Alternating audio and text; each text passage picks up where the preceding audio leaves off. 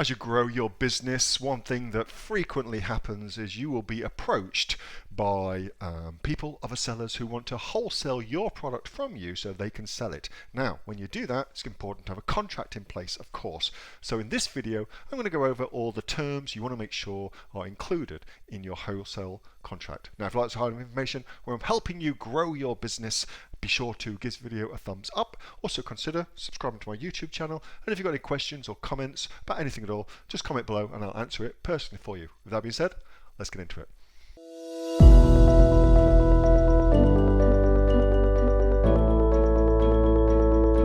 What are the terms and conditions if you are the rights holder of a product and somebody approaches you because they want to wholesale that product from you? What terms and conditions should you put into the contract? There are Rocket Legal. It's either Rocket Legal or Rocket Law. One of those two. Anyway, Google both of them. They have got a distribution agreement for a wholesale distribution agreement on their platform. So that would be a good place to start. For me, when I do wholesale agreements, what you want to make sure is incorporated, you want to have clauses around pricing. So what do you want the product to get sold for is very, very important. What's the RRP of the product? What promotions are you happy for them to do? This will become much, much more important to you as you get multiple people wholesaling your product. Because what will happen is they will suddenly become 5-year-old children who get jealous if you let somebody else do a promotion that they can't do. And so you want to have all of your, here's what you can do as far as pricing goes. Here's the RRP that you must start at. All that kind of shit. You want to just get that in the contract immediately, okay? So pricing, very, very important.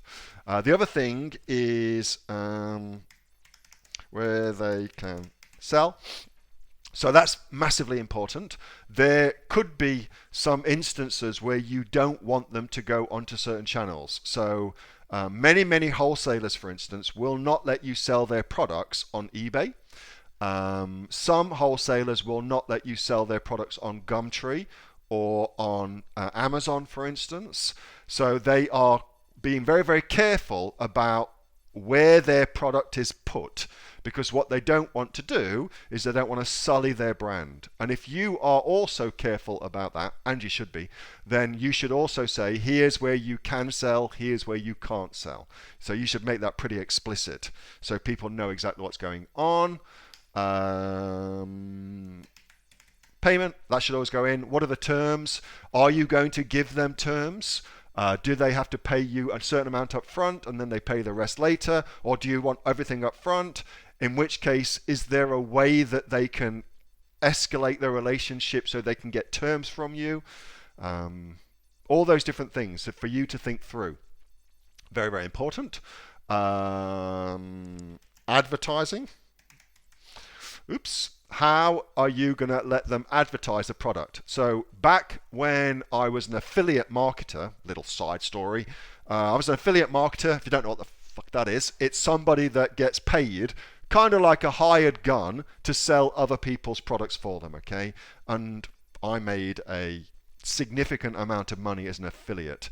And one way that I used to do that is I used to do something called negative SEO, which back then nobody else was doing, and I just cleaned up. But essentially what negative SEO is, it's ranking websites for negative search terms, such as brand name Adidas ripoff, Adidas scam, Adidas sweatshop, things like that, okay? So negative connotation things, okay?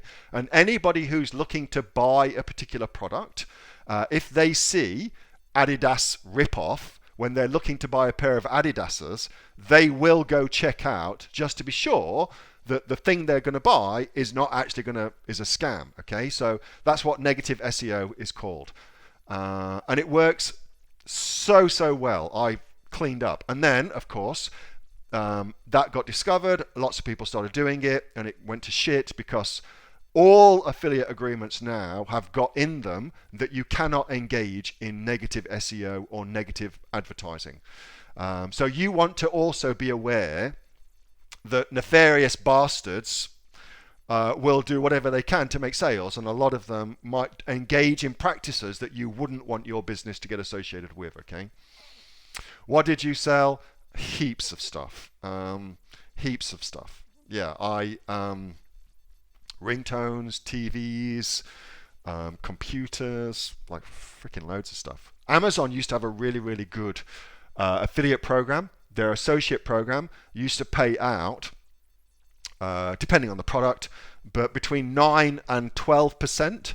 So on a flat screen TV, for instance, which back then would have been like, what, 2,000 quid, 2,000 pounds, something like that, I used to get 200 pounds for that. And all I used to do was, because when you understand people's, I'm getting off the tack now, but when you understand people's buying cycles, they go through particular buying cycles where they're researching something, and they're looking at lots of different options, and then they look for the place to buy the thing, and then they look for the thing. Okay, so they go through very, very distinct buying cycles.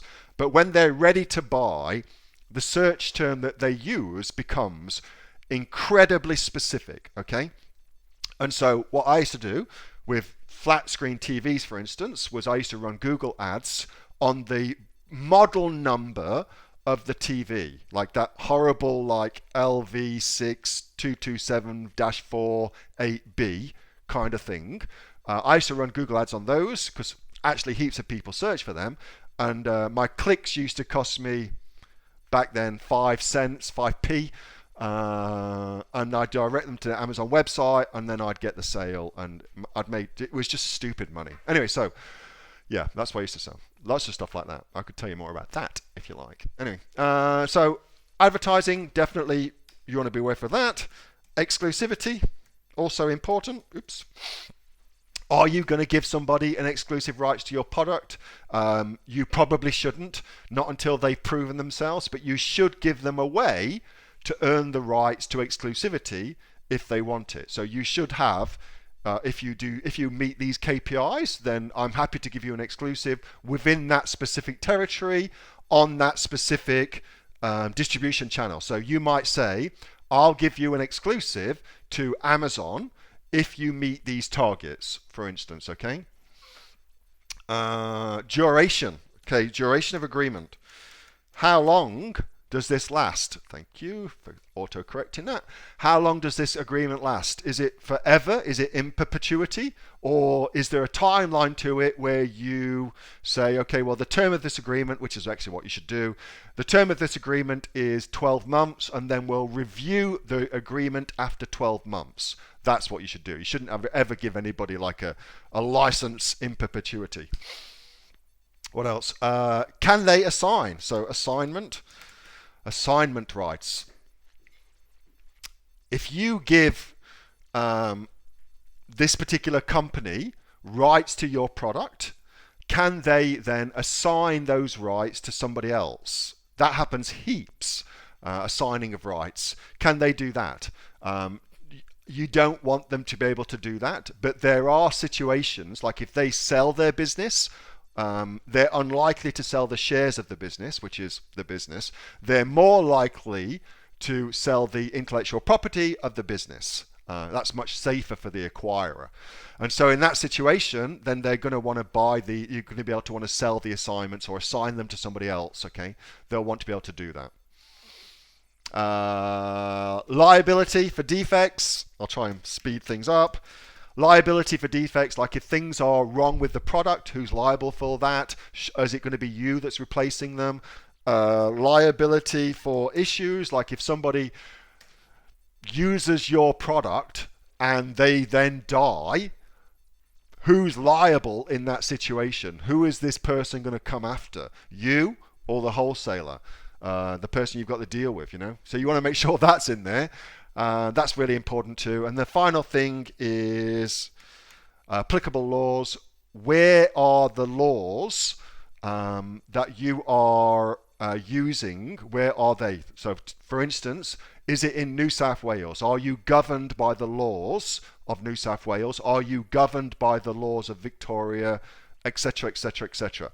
Each individual state has got subtle differences in the way that their law operates, and as a result of that, there can be advantages to be gained from going to different places, different states, and locating there versus other places. Okay, so there's that, and then the other thing out the back of that is wherever your laws are tends to be where you go to court if something happens as well.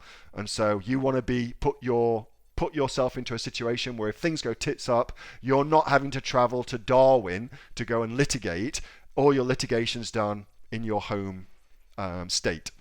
That's what you want to do. Anyway, so hope that helps. That's all the things that you should definitely include. That was a video from my regular Monday night Q&A session with the members of the Aussie Online Entrepreneurs. We are over 2,500 members right here in Australia and growing. We're the fastest growing e-commerce community right here in Australia with sales of over $50 million. If you'd like to find out more about what we do and how we can help you build your own Amazon business, get yourself off to www.aussieonlineentrepreneurs.com.au. That link's in the chat, and I'll see you in the next video.